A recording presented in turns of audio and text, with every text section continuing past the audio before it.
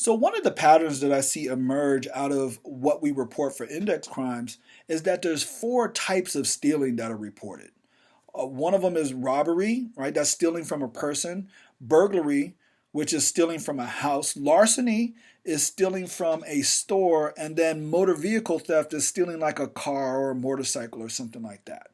And statistically speaking, these are crimes that are more likely to be committed by poorer people. But don't get me wrong, folks. Rich people definitely steal. It's just as a society, we have different names for them.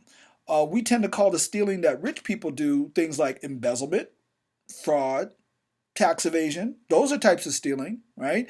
And we even have a different name for them. They're called white collar crimes. And so if we think about that along with the social and monetary cost to our society, we get a very different idea of who's making the rules here. Because street crimes, which are all those index crimes, along with some others, street crimes cost us about $15 billion dollars a year, give or take, right? Which is a lot of money. But white collar crimes cost us like over $200 billion dollars a year.